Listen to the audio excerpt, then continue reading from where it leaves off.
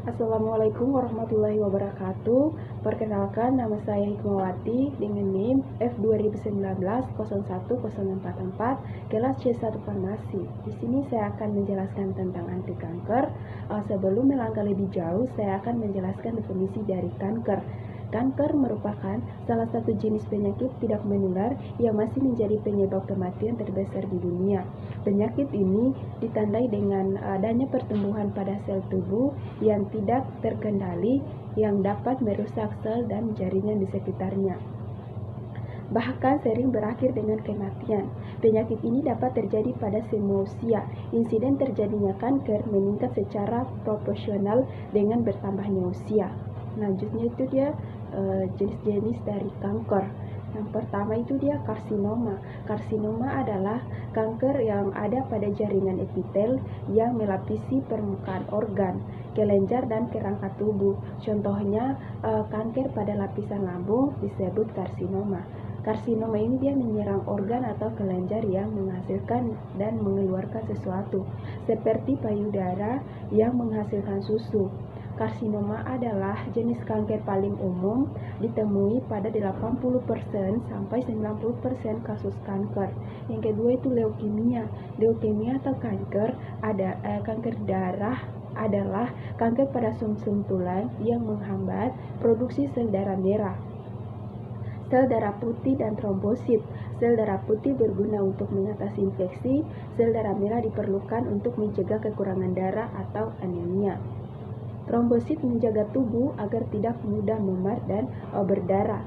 Yang ketiga itu dia limfoma. Limfoma ini adalah kanker yang berasal dari kelenjar getah bening atau kelenjar sistem limfa yang fungsinya menghasilkan sel darah putih dan membersihkan cairan tubuh atau dari organ seperti payudara dan otak. Limfoma dibedakan menjadi dua, yaitu limfoma Hodgkin dan limfoma non-Hodgkin. Yang keempat itu myeloma. Myeloma ini dia berkembang dalam sel plasma sumsum tulang. Pada kasus tertentu, sel myeloma berkumpul pada satu tulang dan membentuk tumor tunggal yang disebut plasmasitoma. Namun pada kasus ini sel myeloma menyebar pada beberapa bagian tulang, membentuk banyak tumor tulang. Kanker ini disebut myeloma ganda. Yang kelima dari jenis-jenis anti kanker yaitu sarkoma. Sarkoma adalah tumor ganas yang tumbuh pada jaringan ikat atau penyambung seperti tulang rawan, lemak, otot, tendon, dan tulang. Kanker ini biasanya terjadi pada orang dewasa muda. Contoh sarkoma yaitu osteosarkoma atau pada tulang dan chondrosarkoma atau pada tulang rawan. Selanjutnya itu dia faktor-faktor yang mungkin terjadinya kanker. Perlu diketahui bahwa segala hal yang menyebabkan sel di dalam tubuh itu berkembang secara tidak normal berpotensi menyebabkan kanker. Salah satunya adalah perubahan genetik atau mutasi DNA di dalam sel. DNA merupakan sebuah paket yang terdiri dari gen. Tiap gen membawa instruksi yang mengatur fungsi sel di dalam tubuh. Kesalahan instruksi di dalam gen bisa menyebabkan fungsi sel tidak normal. Sel tubuh secara tidak terkontrol dan akhirnya bersifat kanker.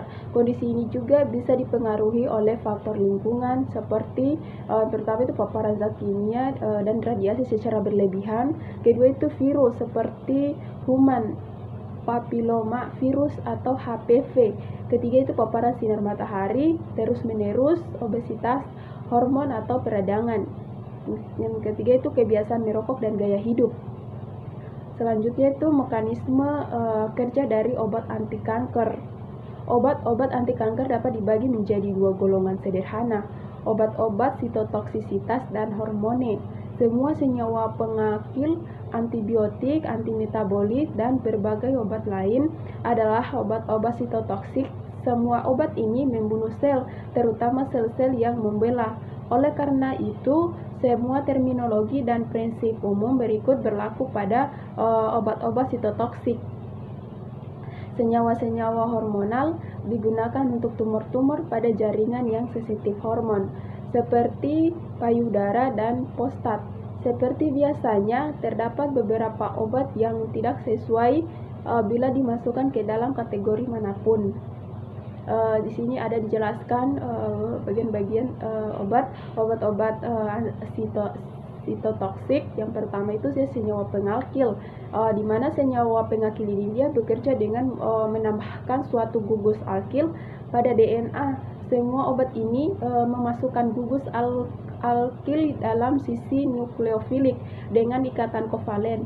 Terdapat banyak tempat alkilasi, tetapi tingkat alkilasi DNA berkorelasi dengan sitotoksisitas obat. Obat-obat ini tidak spesifik siklus. Obat-obat ini dia cenderung menyebabkan nekrosis dan kerusakan jaringan. Kerusakan jaringan lokal. Penggolongan obatnya itu dia ada mustar, nitrogen, chlorambucil, ifosfamida, melvalan, nitrosurea, karmustin, lomustin, senyawa pengakilasi lain seperti busulfan dan cisplatin. Contoh obat dan mekanismenya. Yang pertama, chlorambucil. Sediaan chlorambucil ini tersedia sebagai tablet 2 mg untuk leukemia limfositik kronik. Limfoma Hodgkin dan non-Hodgkin diberikan 1-3 mg per mili 2 per hari sebagai dosis tunggal. Pada penyakit Hodgkin mungkin diperlukan dosis 0,2 mg atau per kilogram berat badan, sedangkan pada limfoma lain cukup 0,1 mg per kilogram berat badan. Di mana mekanisme kerjanya chlorambucil ini atau leukeran, dia merupakan mustar nitrogen yang kerjanya paling lambat dan paling tidak toksik.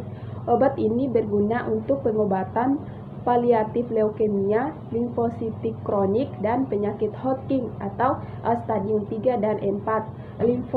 Limfoma Hodgkin, myeloma multiple, 1 makroglobulinemia atau primer Waldenstrom, dan dalam kombinasi dengan metotrexat atau dactinomycin pada karsinoma testis dan ovarium.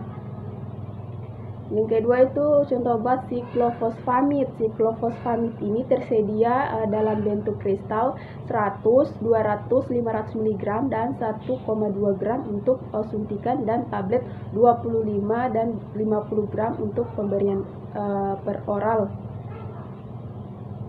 Dengan mekanisme kerjanya, siklofosfamid ini dia merupakan produk yang dalam tubuh mengalami konversi oleh enzim sitokrom EP450 menjadi 4-hidroksiklofosfamid dan aldofosfamid yang merupakan obat aktif. Aldofosfamid selanjutnya itu dia mengalami perubahan non-enzimatik menjadi fosforamid dan acrolein.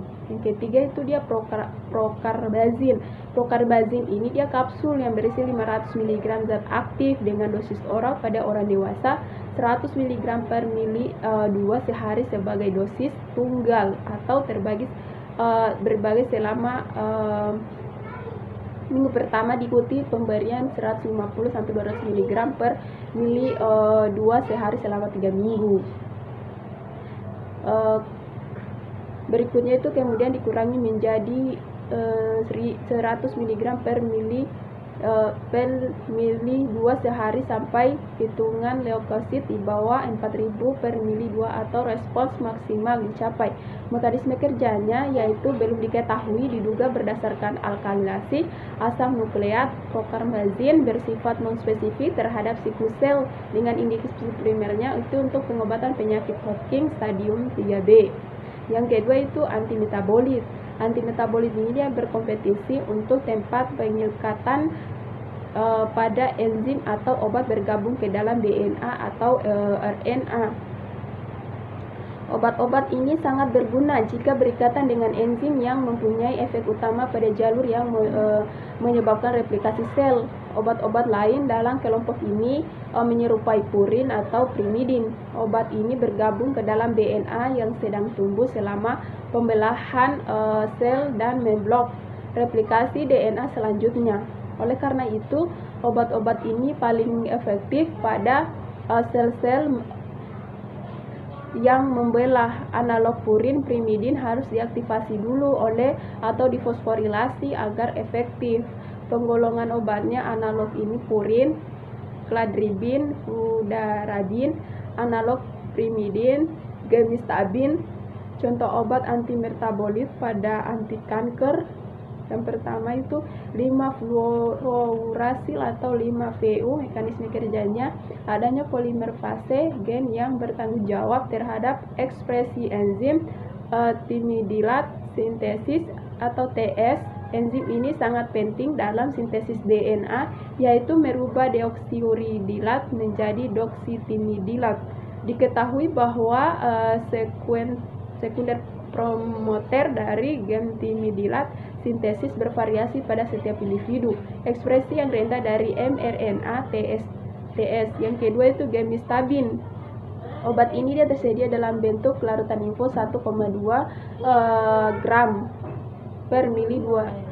Indikasi kanker paru, pankreas, dan ovarium. Mekanisme kerjanya sebelum menjadi bahan aktif, gemistabin mengalami fosforilasi oleh enzim deoksitidin kinase dan kemudian oleh nukleosida kinase menjadi nukleotida di dentrifosfat yang dapat menghambat sintesis DNA. Selanjutnya itu yang ketiga enam-merkaptopurin. Itu dia sediaan obat ini tersedia dalam bentuk tablet 500 mg dengan indikasinya leukemia limfositik akut dan kronik, leukemia loblastik akut dan kronik, kariokarsinoma. Mekanisme kerjanya itu merkaptopurin dimetabolisme oleh foksantin, guanin, fosforibasil transferase atau HGPRT menjadi bentuk nukleotida atau asam enam-thioinosinat yang menghambat enzim terkonversi nukleotida purin.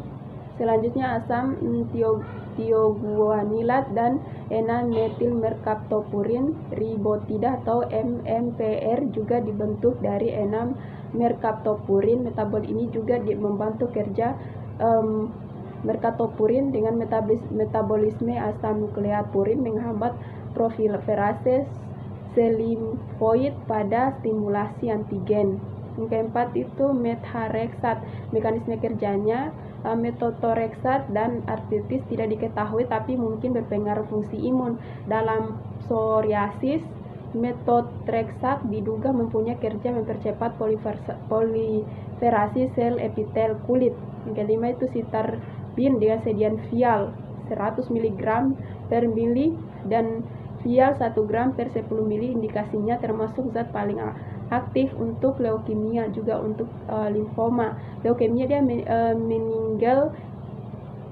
meninggal dan limfoma meningeal sedikit digunakan untuk tumor solid.